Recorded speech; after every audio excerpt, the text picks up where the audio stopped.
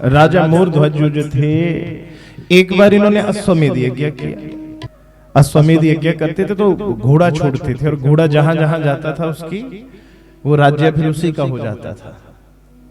तो मोरध्वज जी ने ऐसे ही अश्व छोड़ा, तो उस अश्व की रक्षा के लिए पुत्र और मंत्री इनके साथ चले थे।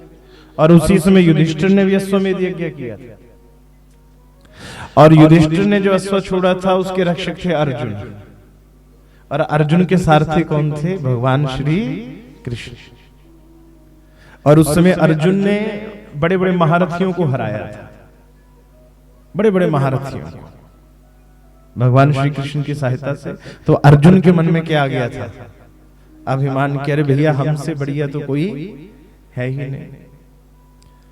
परंतु जैसे इनकी भेंट, वो मुठभेड़ हुई ना ताम्रध्वज जी से, मोरध्वज जी के पुत्र और उनके सैनिकों से, ये मणिपुर में युद्ध हुआ था। तो वहां पर जब ये युद्ध हुआ तो उस युद्ध में बड़ी अद्भुत घटना क्या हुई कि वहां पे भगवान श्री कृष्ण और अर्जुन हार गए। ताम्रध्वज ने दोनों के अस्त्र शस्त्र बेकार कर दिए, और भगवान श्री कृष्ण और अर्जुन को मूर्छित करके घोड़े को ले गए। जैसे ही मूर्छा दूर हुई, अर्जुन कहने लगा, अरे अद्भुत, अरे कोई मुझे हरा दे, चलो मैं मान लिया, मुझे हरा दिया मान लिया, पर द्वारिकाधीश को भी हराने वाला ये है जिसके आगे भगवान हार गए। तो भगवान श्री कृष्ण ने पूछा, प्रभु ये है कौन जिसके आगे आप भी हार गए? करे बड़े धर्मवान राजा है, और इनके धर्म के प्रति निष्ठा इतनी है कि वहां तो मुझे भी हारना ही पड़ेगा। का प्रभु अच्छा, इतनी धर्म की निष्ठा ऐसी? करे नहीं प्रभु, इतनी धर्म निष्ठा कि आप भी हार जाएं। भगवान समझ गए कि अर्जुन उस धर्म निष्ठा को समझ नहीं पा रहा, जहां भगवान को भी हारना पड़े। तो भगवान ने कहा, चलो अर्जुन, तो फिर चलो मेरे साथ। तो भगवान स्वयं ब्राह्मण बने, अर्जुन को शिष्य बनाया, और राजा मोरध्वज जी के पास पहुंच गए। अर्जुन के गर्भ भयो कृष्ण प्रभु जानी लियो, दियो रस भारी आही रोग यो मिटाई। मेरो एक भक्त आही तो बोले दिखाऊं ताही, भय विप्रवृद संग बाल चल जाई। पहुंचत भास्यो जाई मोरध्वज राजा कहा, बेगी सूद देवो काहू बात ना जनाई। शिव प्रभु करोने को रहो पायु धरो जाई, कहो तुम बैठो कहीं आग सी लगाई। तो ब्राह्मण वेश में मोरध्वज के पास भगवान पहुंचे। मोरध्वज ने देखा को ब्राह्मण आए हैं, तो अपने सिंहासन से उतर करके मोरध्वज उनको प्रणाम करने के लिए चले। पर भगवान जो ब्राह्मण बने उन्होंने पहले कह दिया, स्वस्ति कल्याणमस्तु। मोरध्वज करे, बड़े अद्भुत ब्राह्मण हो भैया है, अभी पैर छुए भी नहीं, पहले आशीर्वाद दिए जा रहे हो, बड़े अद्भुत ब्राह्मण हो तुम। ऐसे ब्राह्मण तो हमने देखे नहीं, बिना पैर छुए आशीर्वाद। इतनी जल्दी कहां पड़ी है? क्या क्या ऐसा आपको? अरे मुझे पैर तो छूने दे। तो चले अन खाए पाई, गई अटकाए जाए, नृप को सुनाए तत् काल दौरे आए हैं। बड़ी कृपा करी आज हरि चाह बेली मेरी, निपट निवेल फल 5 याद पाए हैं। दीजे आज्ञा मोहि सोई, कीजे सुख लीजे यही, पीजे बाणी रस मेरे नैन ले सिराए हैं। सुनी क्रोध गयो मुद भयो सो परीक्षा हिए। लिए चित चाव ऐसे वचन सुनाए हैं। भगवान भी पक्के ब्राह्मण। भगवान ने राजा मोरध्वज जी को खूब दान की महिमा सुनाई, खूब दान की महिमा सुनाई।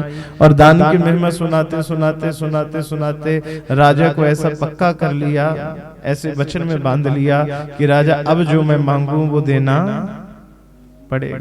तो राजा मोरध्वज भी कहते हैं जो आप कहो। देवी की प्रतिज्ञा करो।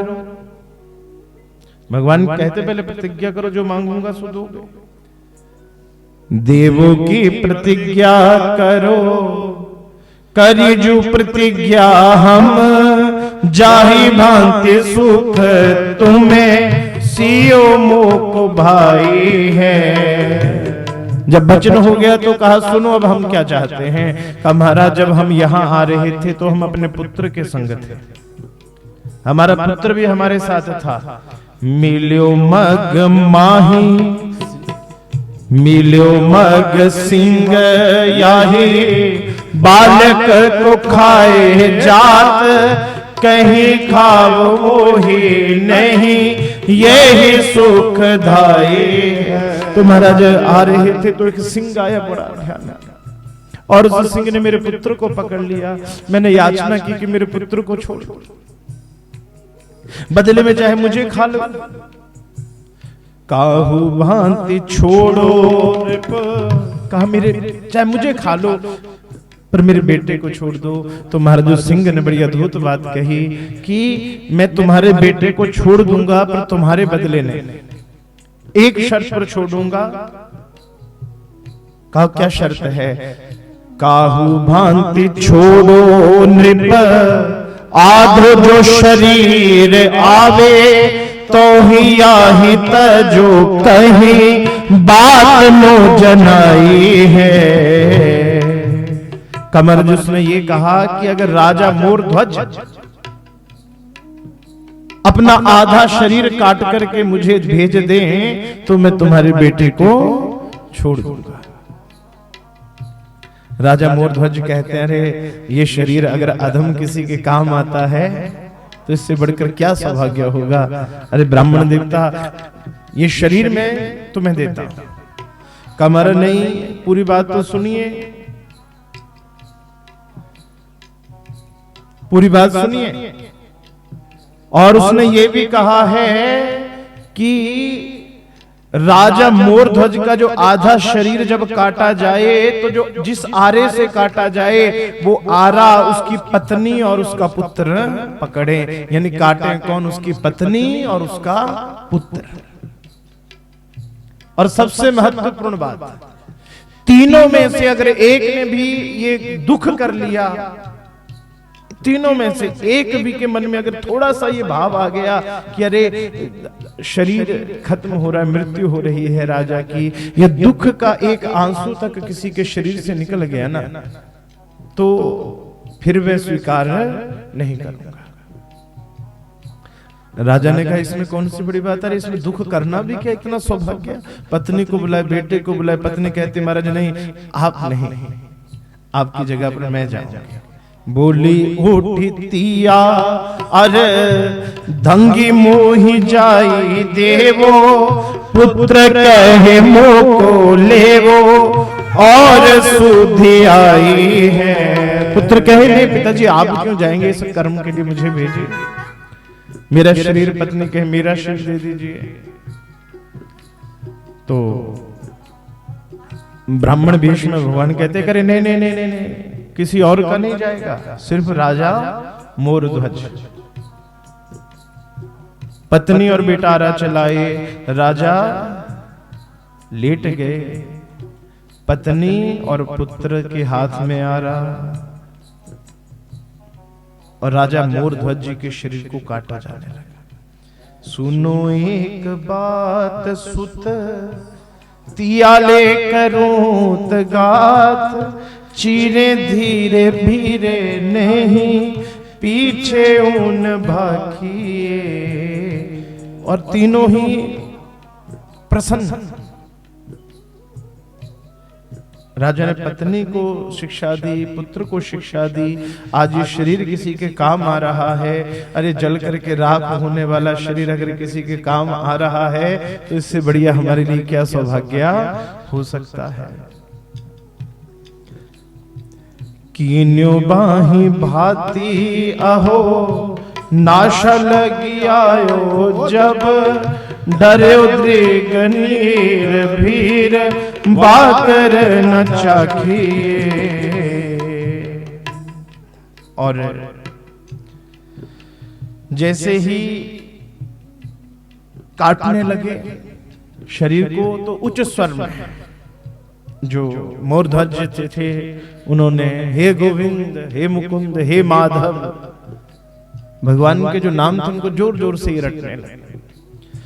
और पत्नी और पुत्र भी उन नामों को जपने लगे। और तभी क्या हुआ कि राजा का जो बायां अंग था, बाईं आंख थी, तो राजा की, क्योंकि जो शेर था उसने कहा था दाहिना अंग चाहिए, शरीर का आधा भाग चाहिए, तो दाहिना अंग दिया जा रहा था। तो बाईं आंख से आंसू निकल आया। जैसे ही आंसू निकला भगवान कहते बंद करो ड्रामा है। अरे मैंने पहले कहा था कि अगर थोड़ा भी दुख करोगे तो बलि वो स्वीकार नहीं होगा। अरे तुम दिखावे के लिए धर्म करते हो हैं? अगर तुम्हें दिखावा नहीं करते तो रो क्यों रहे हो? मोरध्वज कहता है कि प्रभु आंसू कहां से निकला? कब बाईं आंख से। का प्रभु वैसे भी दाहिना अंग जाएगा उस सिंह के लिए।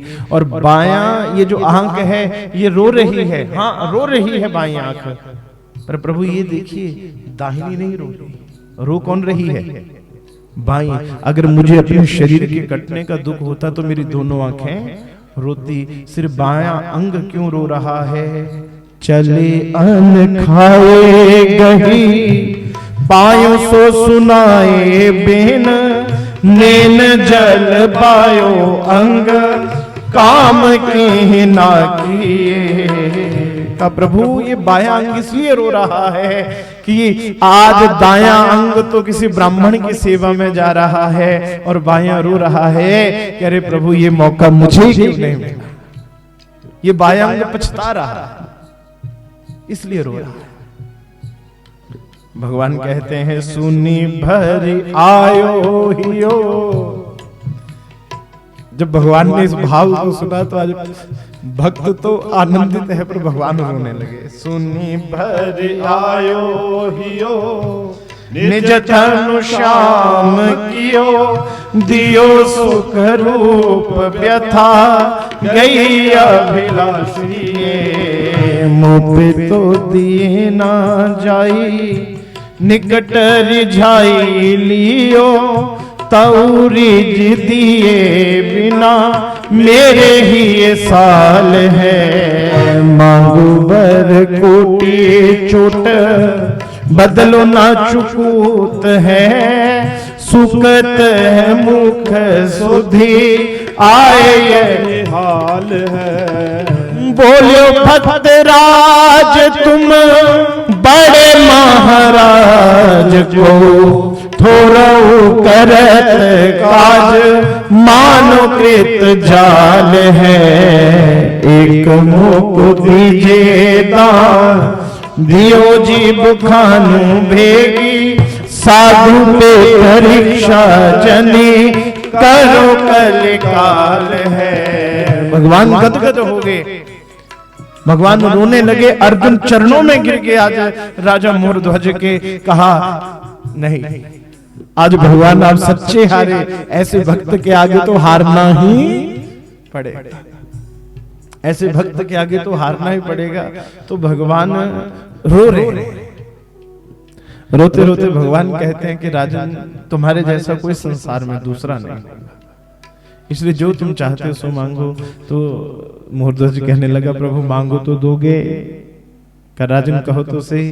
कहा मेरी एक बात, एक मुख दीजे दान दियो जू बखानो बेगी साधु पे परीक्षा जनी करो कलिकाल। प्रभु एक वचन दीजिए, आप धर्मनिष्ठा के लिए जितनी परीक्षा मेरी लेने के लिए आ गए ना, प्रभु एक वचन दीजिए, दोबारा किसी भक्त की आप ऐसी परीक्षा नहीं लेंगे, किसी भक्त की ऐसी परीक्षा मत लेंगे। भगवान कहते तथास्तु। तो ऐसे परम धार्मिक राजा श्री मयूरध्वज, जिन्होंने कभी धर्म को, अपनी निष्ठा को नहीं हारा,